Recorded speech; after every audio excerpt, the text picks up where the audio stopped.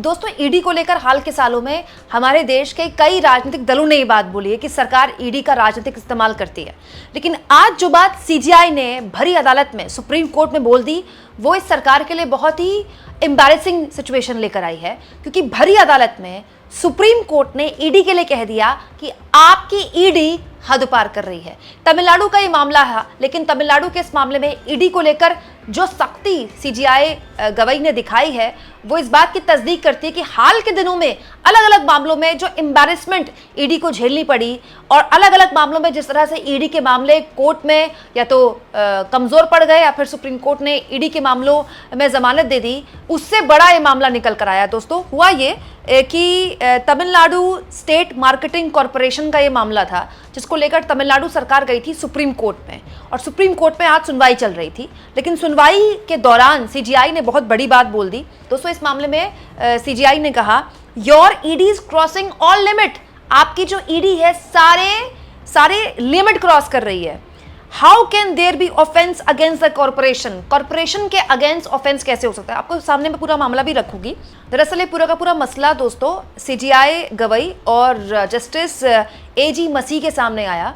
दोनों के सामने एक पिटिशन रखी गई, याचिका रखी गई तमिलनाडु सरकार द्वारा, और ये याचिका जो है मद्रास हाई कोर्ट के एक फैसले के खिलाफ थी। दोस्तों ईडी ने अभी हाल के दिनों में तमिलनाडु स्टेट मार्केटिंग कॉरपोरेशन के हेडक्वार्टर्स में छापेमारी की है करप्शन के एक मामले को लेकर, और उसे लेकर तमिलनाडु सरकार सुप्रीम कोर्ट आई, और सुप्रीम कोर्ट आई तो सुप्रीम कोर्ट ने पूरा मामला देखा परखा और ईडी को जमकर फटकार लगाई। और जमकर फटकार लगाते हुए न केवल ईडी से कहा कि आपकी ईडी लिमिट क्रॉस कर रही है, बल्कि ये भी कहा कि जो इन्वेस्टिगेशन ईडी कर रही थी, जो रेड कर रही थी, जो लगातार अलग अलग दफ्तरों में उस संस्था की रेड की जा रही थी, कॉर्पोरेशन की रेड की जा रही थी, उस पर भी रोक लगा दी सुप्रीम कोर्ट ने। दोस्तों आगे जो सुप्रीम कोर्ट ने कहा है, सीजीआई ने कहा है, वो तो और गंभीर है।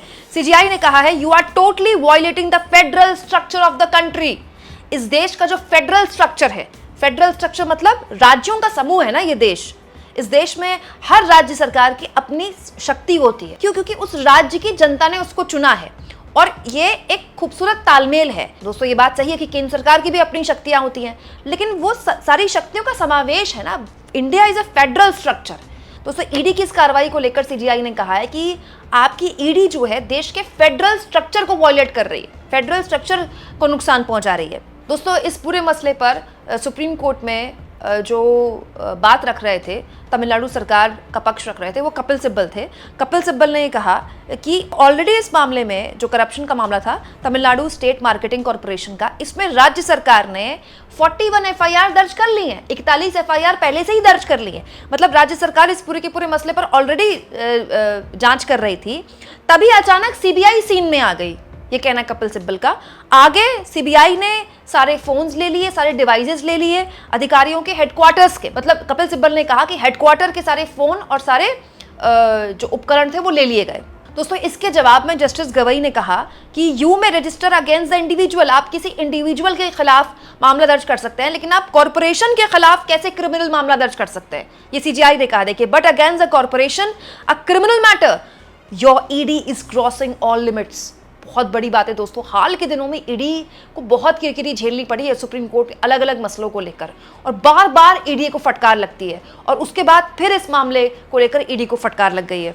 और आगे दोस्तों बेंच ने यह भी कह दिया गया है कि अभी स्टेटस को रहेगा, मतलब कोई और कार्रवाई कॉर्पोरेशन पर नहीं की जाएगी। और तफसील से मैं आपको समझाती हूँ। देखिए, बार एंड बेंच ने खबर छापी है जिसमें सबसे ऊपर सीजीआई ने जो बात बोली है वही लिखा है, क्योंकि वही सबसे बड़ी बात है, ED is crossing all limits. आगे इस पूरे के पूरे मसले पर सीजीआई गवई ने, देखिए सीजीआई बीआर गवई यहाँ पर लिखा हुआ है, सीजीआई गवई ने क्या कहा। सीजीआई गवई ने कहा ये अपराध निगम के खिलाफ कैसे हो सकता है, निगम के खिलाफ आपराधिक मामला, आपका प्रवर्तन निदेशालय सभी सीमाओं को पार कर रहा है, कार्रवाई पर रोक लगाएं। जब अधिकारियों के खिलाफ एफआईआर है तो ईडी यहाँ क्यों आ रहा है, अपराध का मूल कारण क्या है, ईडी ने हलफनामा दाखिल किया। मतलब ईडी से सवाल पूछे सीजीआई ने, और ये भी कहा कि जब अधिकारियों के खिलाफ मामला दर्ज हो चुका है तो आप कैसे पहुंच गए दफ्तर में, और ये भी कहा ईडी से कि आप लिमिट क्रॉस कर रहे हैं। दोस्तों सीजीआई की ये बात सुनकर एडिशनल सॉलिसिटर जनरल की तरफ से एक बात बोली गई। Additional solicitor general SV Raju ने कहा, there is much bigger scam, let me put a reply. इससे जो स्कैम है वो काफ़ी बड़ा है, मुझे रिप्लाई पुट करने दीजिए। मतलब रिप्लाई पुट करने की बात बोली, रिप्लाई देने की बात बोली एडिशनल सॉलिसिटर जनरल ने। जिसके बाद सीजीआई ने कहा, हाँ फाइल कीजिए आप, हम ऑर्डर पास कर रहे हैं, we have pass the order. Order उसके बाद पास कर दिया गया दोस्तों, और अभी भी सुनवाई जो है वो लगातार जारी है। मुकुल रोहतगी भी यहाँ पर मौजूद हैं, सीनियर एडवोकेट। उन्होंने भी ये बात बोली, देखिए कि all phones have been wiped out, is there something such as privacy. मतलब सारे फोन्स ले लिए गए हैं, कोई प्रिवेसी नाम की चीज होती है?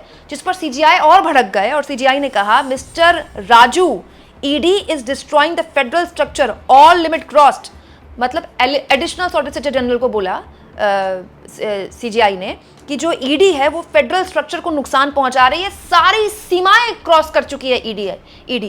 ये बहुत बड़ी खबर है दोस्तों हर लिहाज से, क्योंकि ईडी के राजनीतिक इस्तेमाल का आरोप अब तक अलग अलग राजनीतिक दल लगा चुके हैं, और इसको लेकर ऐसे कई मामले भी आए हैं जो सुप्रीम कोर्ट में या तो हल्के पड़ गए या ईडी ने उन मामलों में जमानत दे दी। लेकिन ये एक मसला है जिसको लेकर सीजीआई बहुत ही सख्त रुख अख्तियार कर रहे हैं और बेहद गंभीर आरोप लगा रहे हैं ईडी पर कि वो देश के फेडरल स्ट्रक्चर को नुकसान पहुंचा रहा है। हालांकि फिलहाल तमिलनाडु सरकार को राहत दे दी गई है, लेकिन ईडी इस फटकार के बाद क्या संभलेगी, कमेंट बॉक्स में जरूर लिखें दोस्तों। और जितना हो सके चैनल को शेयर करें, सब्सक्राइब करें, और थैंक्स फॉर ज्वाइन के ऑप्शन से अगर आप चाहें तो कुछ आर्थिक मदद भी चैनल की जरूर करें।